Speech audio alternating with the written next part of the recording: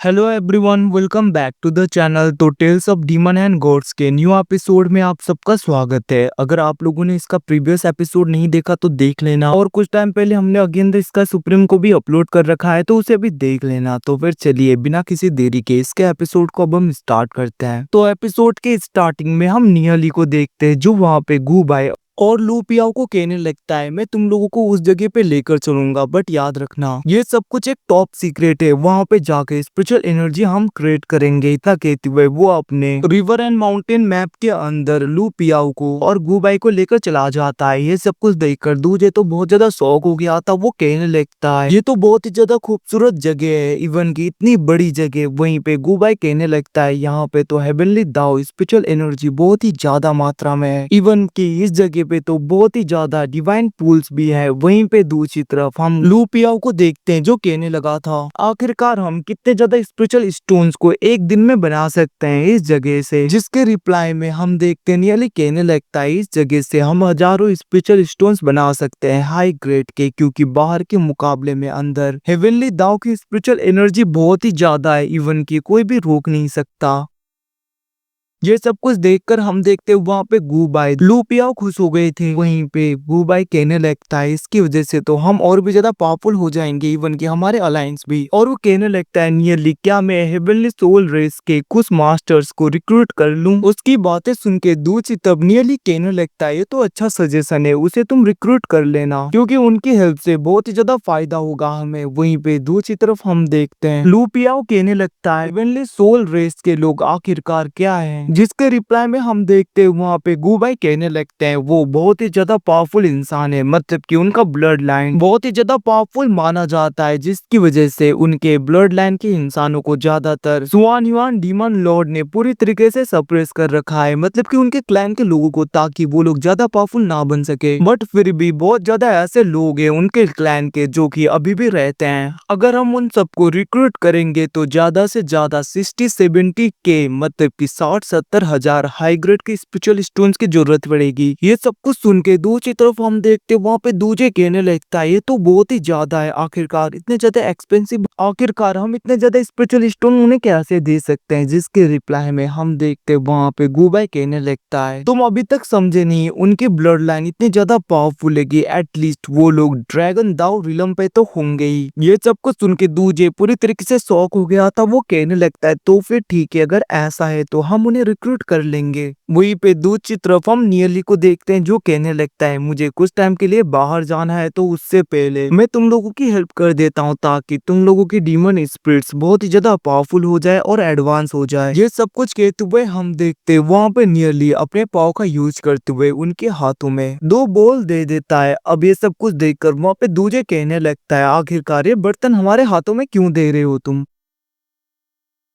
क्या कुछ बहुत ही अच्छा सा खाने के लिए लेकर आए हो क्या। ये सब कुछ कहते हुए वो वहाँ पे खुश हो रहा था। बट हम देखते हैं एकदम से नियली अपने सोड को निकालते हुए उसके एनर्जी को पूरी तरीके से रिलीज करने लगता है और अपने हाथ में कट लगाता है। ये सब कुछ देखकर दूजे पूरी तरीके से शॉक हो गया था। हम देखते हैं नियली अपने खून को उस बर्तन में रख रहा था। ये सब कुछ देखकर दूजे कहने लगता है ये तुम क्या कर रहे हो। वहीं पे दूसरी तरफ हम देखते नियली कहने लगता है कुछ टाइम पहले मैंने डीमन सेक्रीफाइंग ब्लड को प्राप्त किया है, मतलब कि एंशिएंट डीमन क्लैन के ब्लड लाइन को मैंने एब्जॉर्ब किया था, जिसकी वजह से मेरे ब्लड लाइन के साथ में वो पूरी तरीके से कंबाइन हो गया है। तो इसको पीने के बाद में तुम लोग भी बहुत ज्यादा पावरफुल होने लगोगे, मतलब कि तुम्हारे ब्लड लाइन भी और भी ज्यादा स्मूथ और भी ज्यादा एडवांस होने लगेगा। उसकी ऐसी बातों को सुन के दूसरी तरफ हम देखते हैं गूबाई तो उसे पूरी तरीके से पीने लगता है, बट वहाँ पे दूजे भाग रहा था, जिसको देखकर गूबाई जल्दी से जाते हुए उसे पकड़ के उसके मुंह पे जबरदस्ती उसे पिलाने लगता है वो।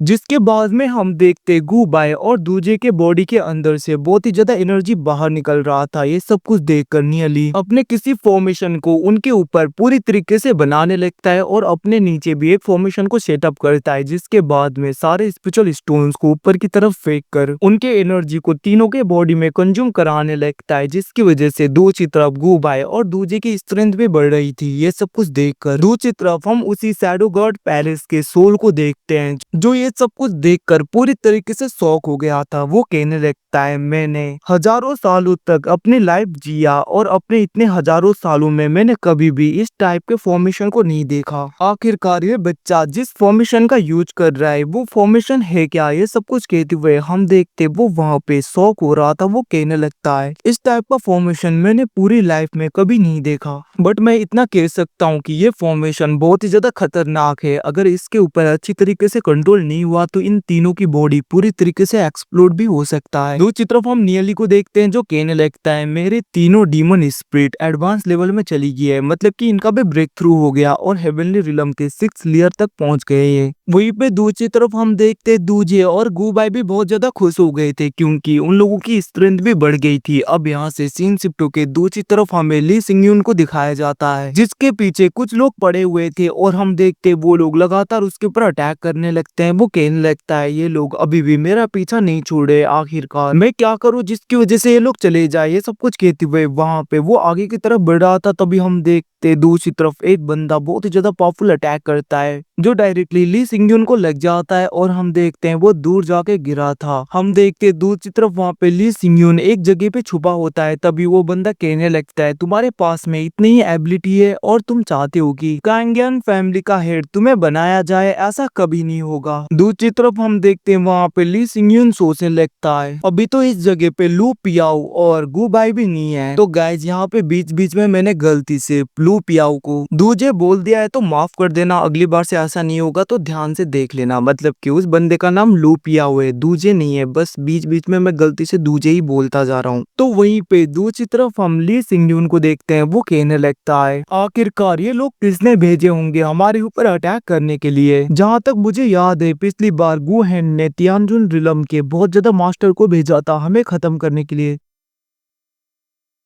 बट इस बार इन्हें देखकर ऐसा लग रहा है कि ली यू फेंग ने हमें खत्म करने के लिए इन लोगों को भेजा है। आखिरकार किसने उसकी हेल्प की होगी, मुझे नहीं लगता लोंग तियांगमिंग ने ये सब कुछ किया होगा। तो फिर वो कौन है, अब वो ये सब कुछ सोच ही रहा था। तभी हम देखते हैं दूसरी तरफ वो बंदा कहने लगता है, अगर तुम बाहर नहीं आए तो तुम्हारे लोगों को कोई नहीं बचा सकता। इतना कहते हुए वो वहाँ पे ली सिंगयून के लोगों को पूरी तरीके से खत्म करने लगता है। ये सब कुछ देखकर उसे बहुत ज्यादा गुस्सा आ रहा था। वहीं पे दूसरी तरफ हम देखते हैं ली यू फेंग कहने लगता है, तुम्हारे साथियों को मैं ऐसे ही खत्म करूंगा, और उसने सबको खत्म कर दिया था। ये सब कुछ देखकर ली सिंगयून गुस्सा होते हुए आगे आते हुए कहने लगता है, मैं तुम्हें छोड़ूंगा नहीं। वहीं पे दूसरी तरफ हम ली ये फेंग को देखते हैं जो अपने गार्ड्स को बोलते हुए उसके ऊपर अटैक करवा देता है। वहीं पे दूसरी तरफ ली ये फेंग भी खुद भी अटैक करने के लिए बढ़ता है। अब हम देखते हैं वहाँ पे ली सिंगयून उन दोनों के बीच में फाइट हो रहा था जहाँ पे ली ये फेंग उसके ऊपर अटैक करते हुए उसे पूरी तरीके से खत्म कर देता है। और गाइस इसी के साथ में यह एपिसोड यहीं पे खत्म होता है। Thanks for watching, bye bye, see you again, मिलते हैं अगले एपिसोड में। तब तक के लिए अपना ख्याल रखना, टेक केयर। अगेन इसका सुप्रीम नहीं देखा तो देख लेना। Bye bye guys.